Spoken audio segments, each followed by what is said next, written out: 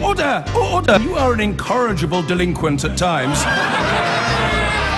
Behave yourself, man!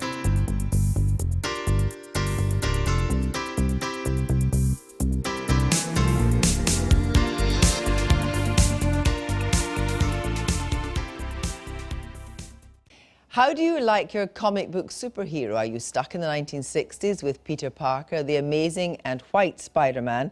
Or are you in the 2010s with black Hispanic Miles Morales, the ultimate Spider-Man? At the weekend, Marvel Comics sales boss seemed to admit that when it came to the company's push to reimagine their A-list of comic characters with a modern ethnic and gender diversity, the buying public were turning up their noses. And this is a problem that punches far above its weight, because today's hit Marvel comic is next decade's blockbuster movie. So is it true? Superheroes have enjoyed their greatest popularity during times of global strife. Escapism sells, and so Marvel, owned by Disney, has worked hard at changing the men behind the mask to appeal to millennial fans who aren't just white and male. In 2011, the mixed-race teenager Miles Morales became Spider-Man. In 2014, Jane Foster became the latest Thor. And Kamala Khan, a Pakistani-American from Jersey City, was introduced as Ms. Marvel. In 2016, 16-year-old Riri Williams took over the Iron Man mantle from Tony Stark. But are these reboots driving away the core comic book fans? This weekend, a senior Marvel executive, David Gabriel, appeared to suggest that they are. We saw the sales of any character that was diverse, any character that was new, our female characters, anything that was not a core Marvel character, people were turning their nose up against.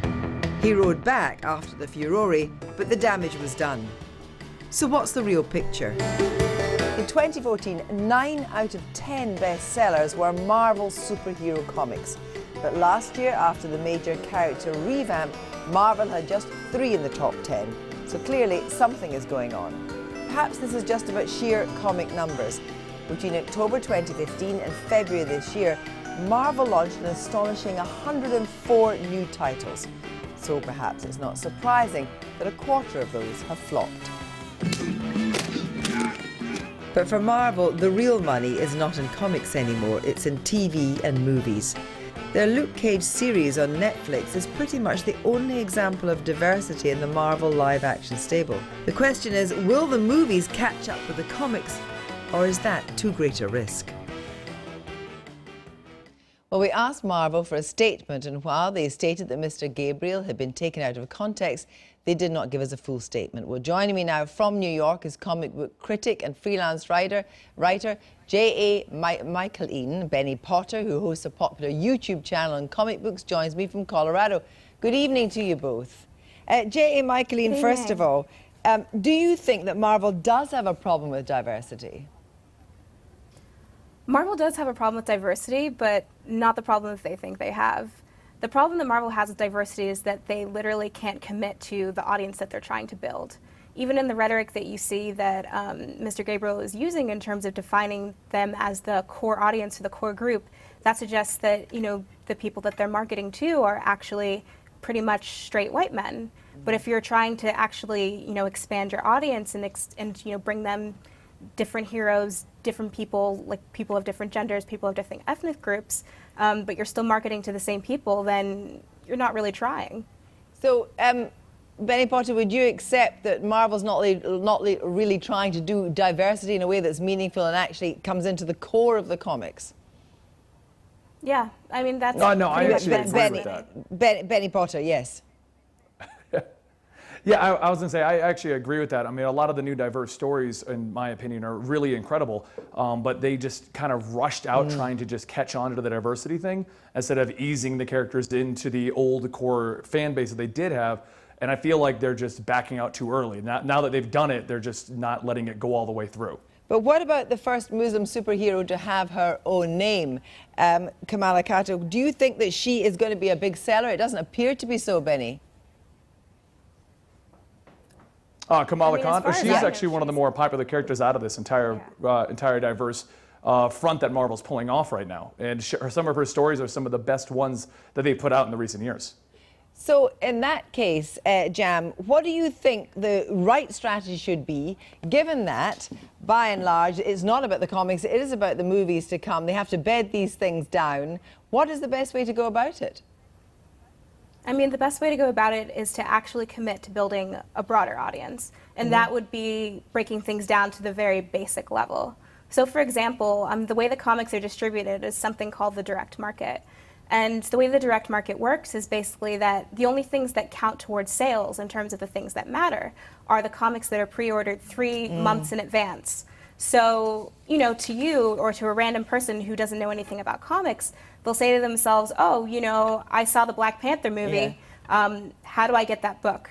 If they went to Waterstones, they could buy that trade, but it wouldn't matter. The only way for it to matter is for them to go to a comic book shop and to pre-order the book 3 months in advance, and then their purchase counts.